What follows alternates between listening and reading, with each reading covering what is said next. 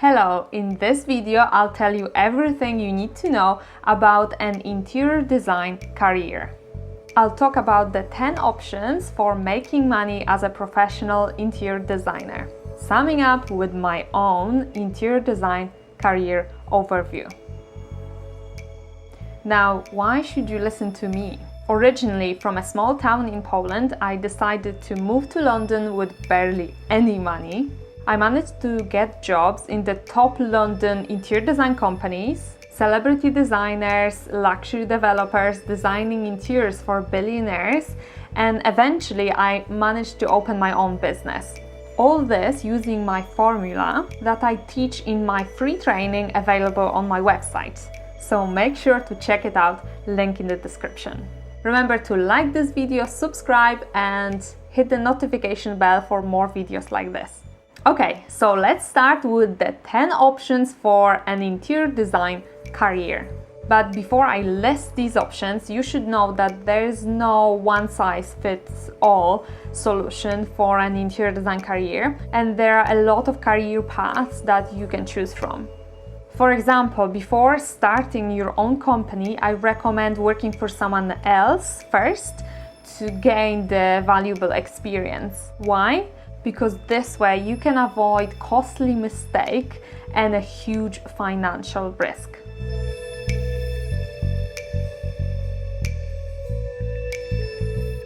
So, option 1, the all-rounder, is an interior designer who's versatile and knows all the skills, usually working for small to medium-sized interior design practice.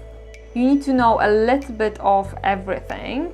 For example, concept design, sketching. For this, check out my sketching masterclass, link in the description. CAD drawings in CAD software, mood boards, finishes, purchasing, selecting finishes, selecting furniture and lighting, and sometimes even the 3D renders. An all-rounder is a great start for your interior design career. Option 2, a member of an interior architecture department or the CAD team, usually known as a CAD designer. But in some job ads, you can still see the job title interior designer. It's all about producing technical documentation in CAD software. In reality, you're not designing yourself, but drawing up someone else's ideas, for example, the senior designers. This role is common in medium to large sized companies where all the roles are more specialized. So an interior designer in the CAD team will be drawing up layouts, drawing up plans, elevations, and everything that the builders need to construct. So the kitchens, wardrobes, bathrooms, all the things that you can't really buy off the shelf, but you have to construct on site. Option 3, an FF&E designer in the FF&E team, usually actually known as an interior designer as well. So you can see how these roles can get a bit confusing sometimes. And what's FF&E? FF&E stands for furniture, fixtures and equipment. And a good way to actually picture it is, as my friend Kat said, when you take the house, turn it upside down, and the things that fell out are FF&E. So everything freestanding, really. It's a very defined path in the interior design career, with designers specializing in soft furnishings only. If you choose this career path, you will be purchasing the furniture, selecting fabrics, designing window treatments, picking and arranging freestanding furniture, lighting and pillows, as well as working in a specialized software and filling out a lot of spreadsheets. More spreadsheets than designing. At this point, you're probably wondering, yeah, these jobs sound great, but how am I going to get one? Don't worry, I created a free training on how to get hired based on my own experience working for the top London interior design companies, link in the description. remember to sign up because it can really change your career. Did I mention it's free? Option 4, large companies, very specialized roles. Purchasing furniture only, detailing joinery only, managing other designers only, concept design only, putting presentations in InDesign, things like this, and you'll be taking care of just one role. Here's where a lot of designers get stuck in a rut and doing one thing for several years, which limits their portfolio and chances to get a job with a different role. It might be very comfortable, nice salary and repetitive tasks equals comfort zone, and it's a bit hard to escape. Trust me, I've been there. So it's actually great for someone who's looking for a steady job. But if you want to progress in your interior design career, be careful not to get stuck.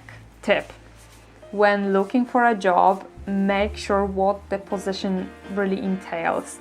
Even though the job offer says interior designer, it can mean several different things. Option 5, architecture studio or a developer's office. It might be an interesting step in your interior design career. Personally, I did it for a year and gained new perspective with knowledge on project management. It's an unusual experience because the main focus of the company isn't interior design. Therefore, the workflow is slightly different. For example, you might be asked to learn software such as Revit, which is highly tuned for architects, MEP, mechanical, electrical and plumbing, and structural engineers. Not ideal for interior designers so much. Option 6, an interior designer in a furniture or kitchen showroom. In this case, you might not need the overall experience in interior design because the interior design service offered is more often than not a free gift for the customers, which only requires a basic understanding of interior design.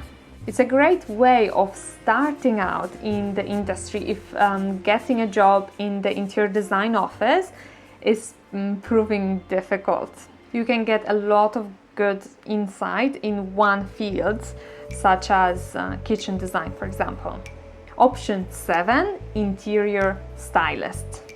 And I'm sure a lot of you would love to have a job like this. Designing interiors for magazines, photo shoots, and product marketing. Because these interiors are only temporary, sometimes they last only for a day, this interior design career is very unique. You will spend most of your time looking for photo shoot locations, booking photographers, looking for budget-friendly materials and accessories. You'll need to be extra creative with cheap materials by making them look good on camera. You will definitely need to be very organized, be a people person, and also be able to work to very tight deadlines. There also might be a lot of traveling involved, which could be a good thing. Depends on if you like traveling or not. But obviously, traveling for work is so much different than traveling just for holidays. So don't get too excited because sometimes you don't actually see the place you're visiting. You're just working a lot. Option 8, visual merchandiser.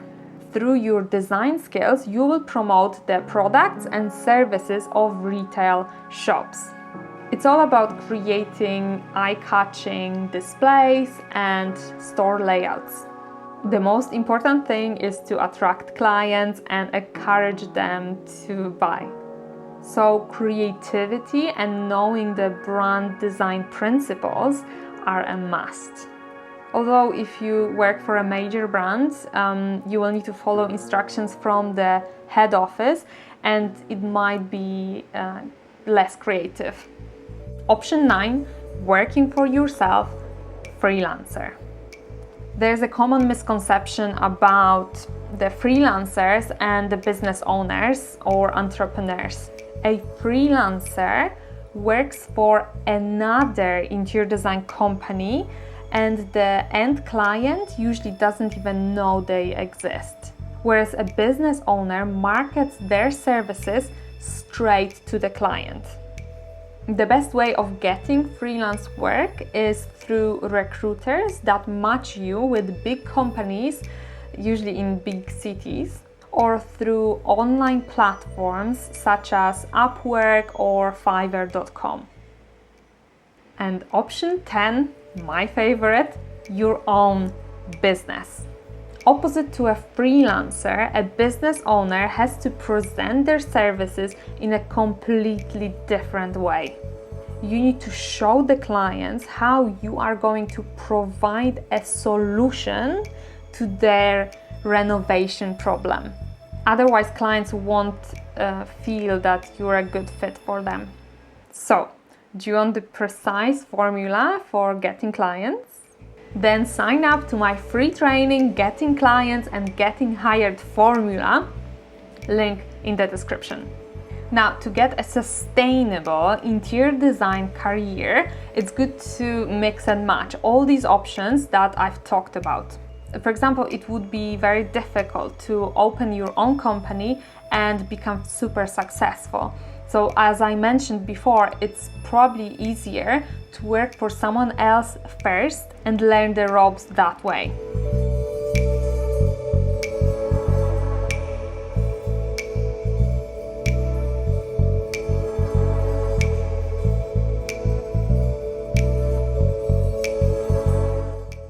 My personal interior design career looks like this. I freelanced for a few companies while studying.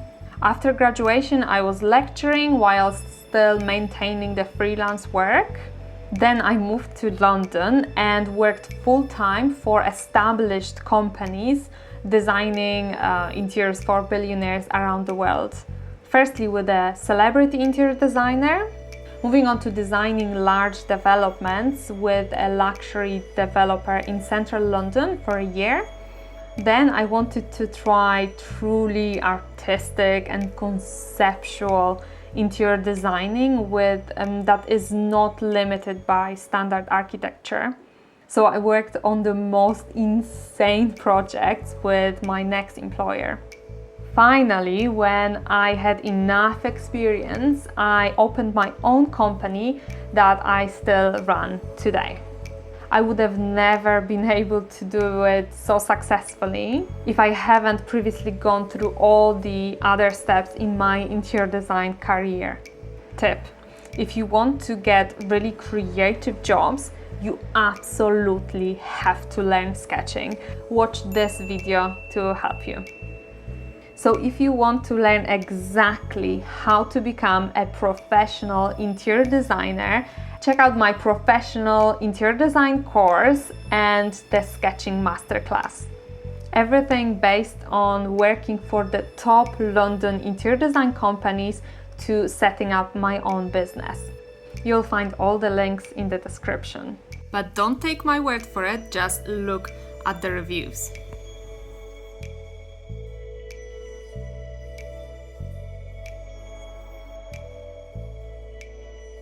Make sure to like this video, subscribe and hit the notification bell for more videos like this. Thanks so much for watching. See you in the next video.